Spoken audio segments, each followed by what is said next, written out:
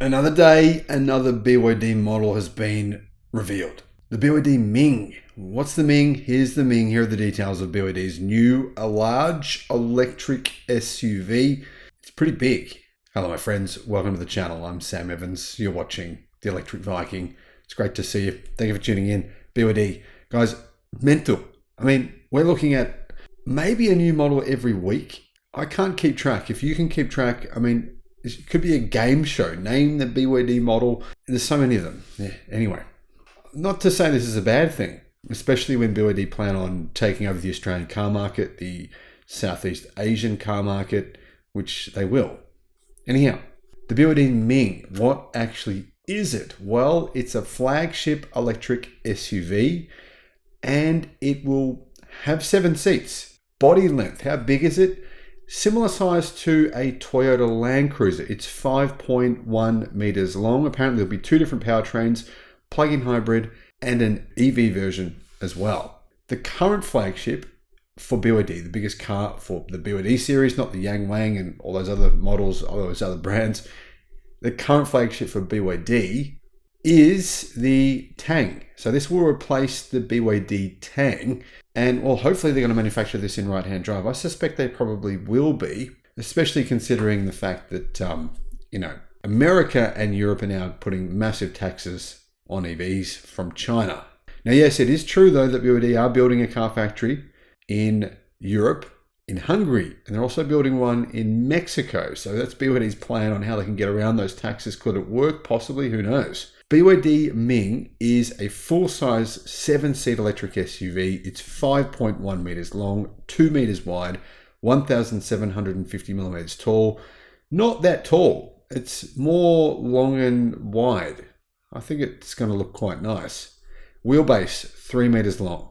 That means it's 23 centimeters or 230 millimeters longer, 50 millimeters or 5 centimeters wider, and 25 millimeters or 2.5 centimeters higher than the BYD Tang. So it'll be one of BYD's biggest cars, but it won't be super expensive like BYD's premium brands. This is an actual BYD vehicle, therefore it should be relatively affordable. Now, the weight of this car also is, for the size, it's pretty light. It's in fact no heavier than an equivalent internal combustion engine vehicle. It's 2,500 kilograms, so it's about 5,500 pounds. Now, unfortunately, we don't know what it's going to look like exactly. Apparently, it will adopt BYD's dragon-faced design language, which is what you can see on the Chin L, and it will be not really an off-road SUV, realistically more of a like a family car SUV. And let's be honest, guys, how many SUVs are driven off-road? I would say, maybe 3%? And whatever it is, it'd be very, very small. Ground clearance is 185 millimeters, so it's definitely not made for off-road driving. It's made for getting more range, having 7 seats, just being a practical family car. The Ming crossover will come initially with a DMI hybrid powertrain, and that will include a 2-liter turbocharged internal combustion engine, 2 electric motors, and that would mean it's four-wheel drive. It will have more than 600 horsepower as well. 0 to 100 is 3.9 seconds. So 0 to 62 miles an hour, 3.9 seconds. So it's fast. I can tell you that's fast in a big car. I recently drove a Zeekr EV. In fact, the Zeekr X, that does 3.6 seconds, 0 to 100. That's fast. Zeekr's vehicle that's similar, slightly bigger than this BYD SUV, is called the Zeekr 009, and that's crazy. That's 4.5 seconds. That feels insanely fast. It's going to be slightly faster than that. So yeah, it's going to be pretty amazing. What else do we know? It'll have a big LCD screen, 15.6 inches. It will use a BYD Blade battery, probably the new Blade battery version 2, which is 24% higher energy density than the previous version of BYD's Blade battery, and it will have faster charging. Well, BYD's new Blade battery architecture provides for faster charging. In addition to that, the BYD Ming SUV will also have a Denza brand version, kind of like a more luxurious version. It's going to be called the Denza N9. Now you can kind of get an idea from this image here what the car is going to look like. Yeah, sure, it's got camouflage on it, but you can get a pretty good idea. Traditional looking SUV. I think it looks good from what I can see from this camouflaged image, but I quite like the look of it. Now, apparently the EV version will be called the Denza EV version will be the Z9 GT, and it'll have a 230 kilowatt motor on the front axle, so that's about 320 horsepower, and two 240 kilowatt motors on the rear. So it will have 3 motors in total.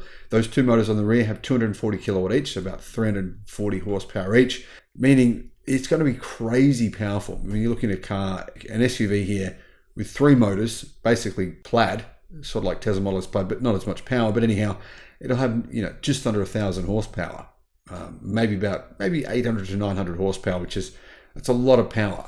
So like I said, it will likely also come with an EV version, considering the Denza version has an EV version as well. I'm going to guess that that's almost guaranteed. And I'm guessing as well that would probably have a 100 kilowatt hour blade battery version 2, which would probably provide around 600 kilometers of range. That's my initial estimate there. Guys, what do you think? Is this the kind of car you're after? Personally, it is for me.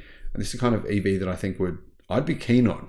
So I'm hoping to see these here, where I am right now in Australia, and hopefully in many other countries within a few years' time, because there's not a lot of choice in this segment. There's things like the Kia EV9, but they're quite expensive. This would give us another option for big families. Thanks for watching.